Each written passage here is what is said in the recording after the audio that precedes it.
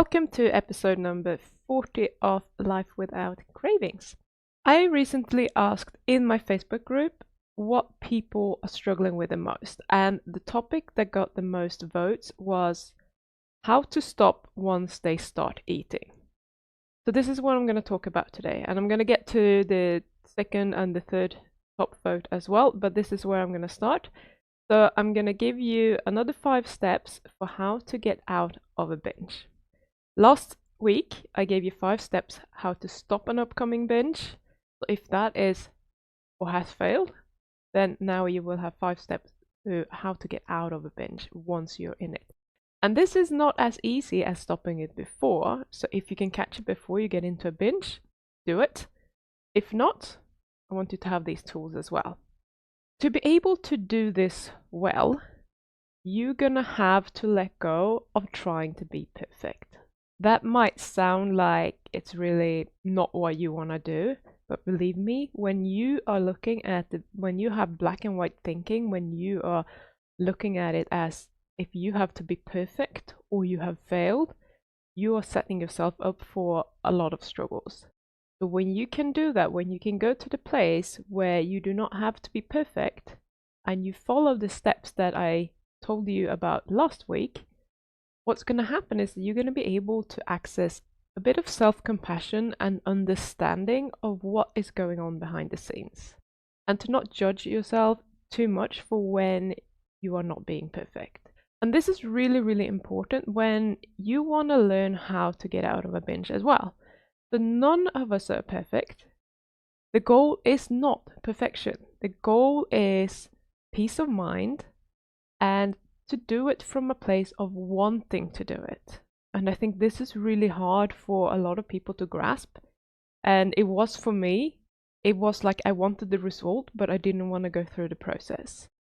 But when you have managed to change the way that you're thinking about it and your true desire, and you can connect with really wanting to stop binging or stop overeating or whatever it is, then you can start making a change, and that's when you can reach true food freedom.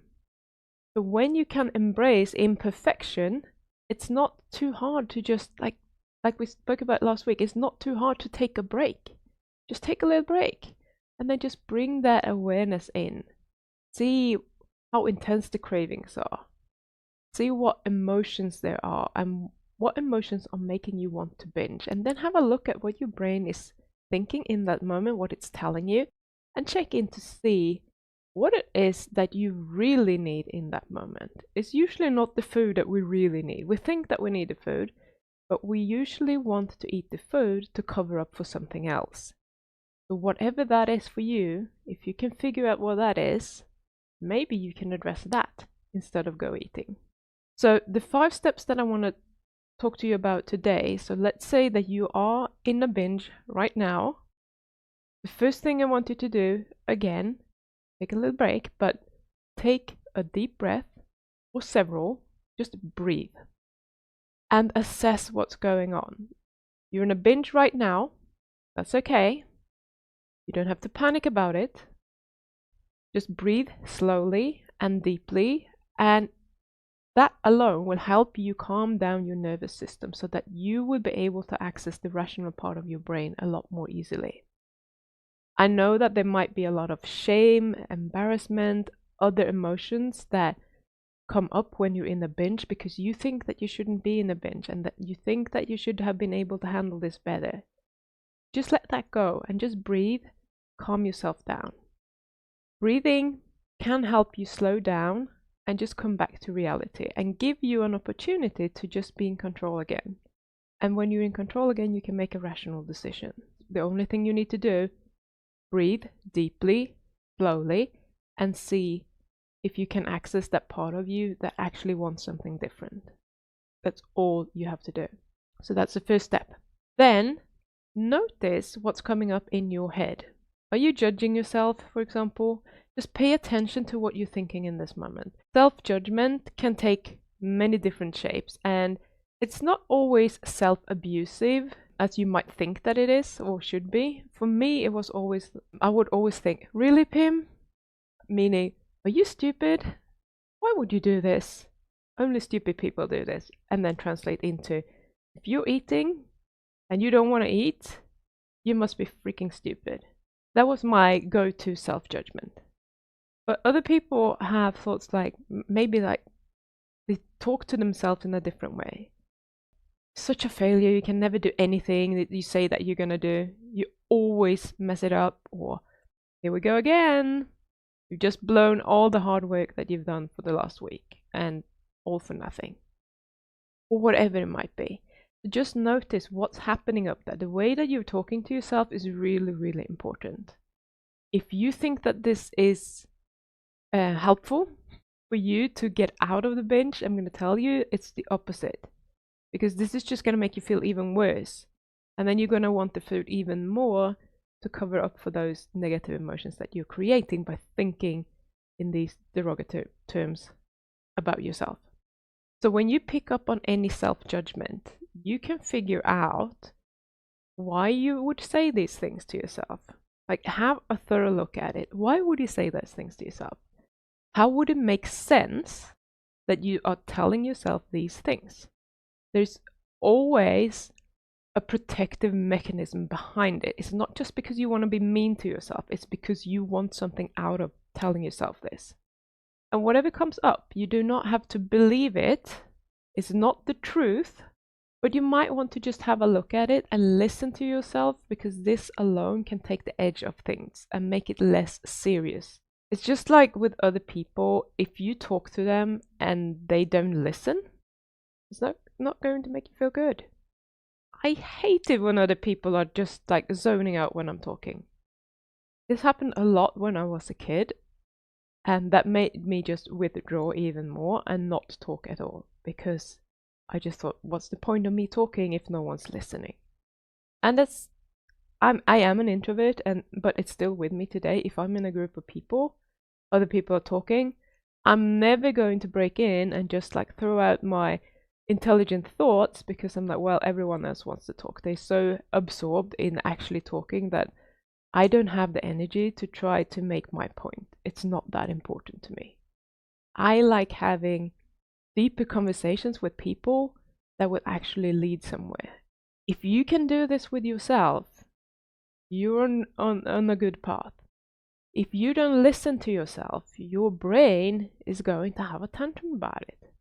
Your brain probably have good reasons for why it thinks that you should be binging. But if you're not listening to these, it's going to want to stay in that binge, because at least the binging makes the brain feel a little bit better. So if you just start listening to your brain without believing and buying into the arguments, you might have broken through something that will help you get out of that binge, and maybe help you to not get into the binge in the first place as well. So be open to just listen to yourself, listen to what your brain is telling you, and the reasons for why it wants you to binge, because there is always reason behind there.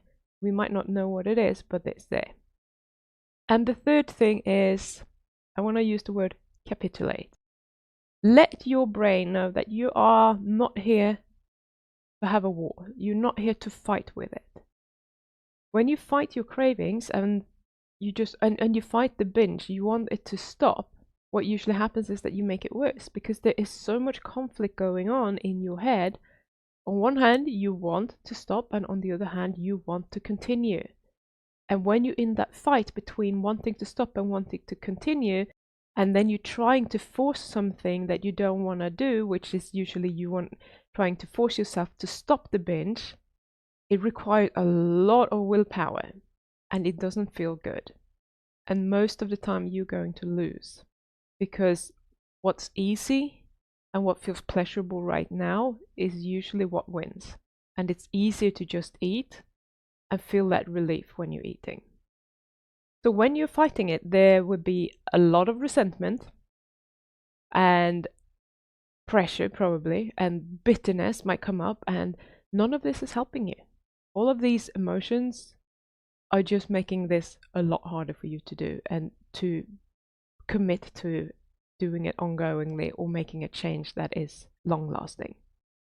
Instead, if you see, or if you talk to your brain Like you just thinking, but you're talking to your primitive part of the brain, and you tell it that you're wanting to just like conduct an experiment. I like using experiments because it works really well for me, and I've noticed that it works really well for most people.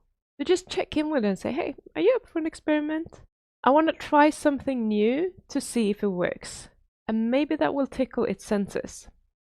And yes, I am treating the brain as if it's another person right now, because this kind of thinking is so foreign to your primitive part of the brain that it needs to hear it in this way, because right now there is no trust between you and your primitive part of the brain, because you, up until now, you have been fighting with it all the time.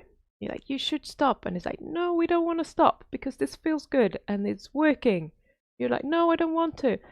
And that's the relationship you have with your brain right now, and we want to change that. So you just letting it know that you want to try an experiment, and you can add just today. I want to try an experiment today. Tomorrow we can go back binging if that's what we want to do. Or maybe I want to try this experiment for 2 days, maybe a week. Don't go like, yeah, I want to make a change and it needs to be permanent forever, because that is going to create a panic response and that's not going to work for you. So propose it as an experiment that is temporary and different to whatever you have tried before, and just be curious about it. Let yourself be like, yeah, I want to try this because I want to see what might happen if we do that. And then you do it. Number 4, I mentioned this before, I think I mentioned last week, slow down. The first 3 steps should give you enough space to be able to slow down. It's really, really important that you do this. What often happens when we are in a binge is that we eat very, very quickly. And we're trying to get as much food down as quickly as possible so we don't even taste the food. It's not about the taste anymore. It's just about getting that dopamine and getting as much in as possible. And when we are in that space that we just quickly need to eat everything, we are not present in the moment. But if you slow down here and you start thinking about the taste of the food, and you notice whether you are actually enjoying it or not, you might have a very different experience of what it's like to binge. Because most of the time, the food does not taste as good as we think when we imagine what it's going to taste like. It's just an illusion that we have created for ourselves.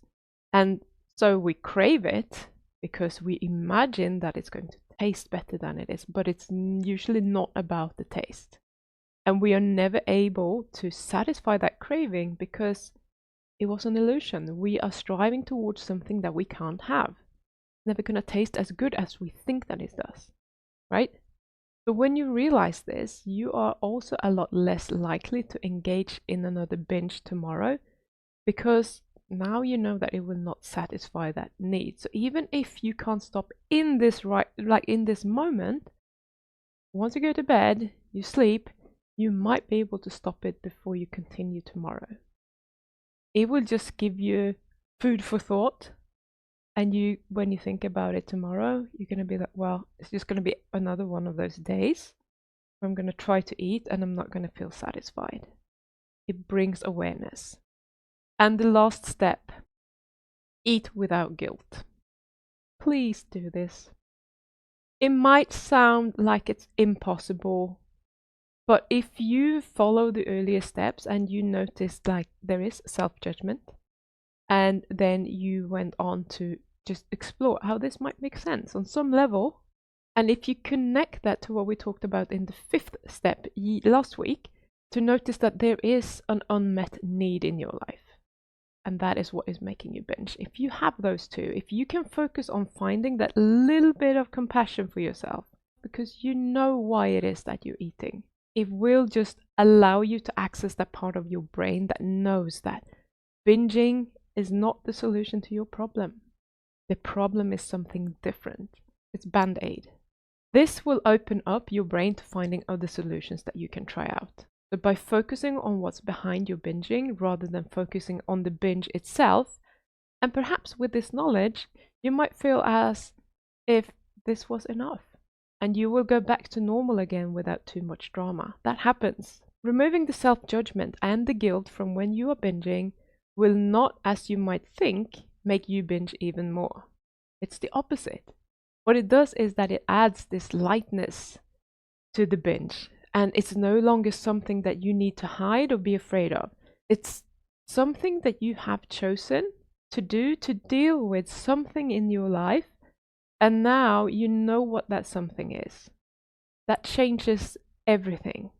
And you understand how one thing causes another, and now you can start looking at your binges as something different than simply an out of control behavior.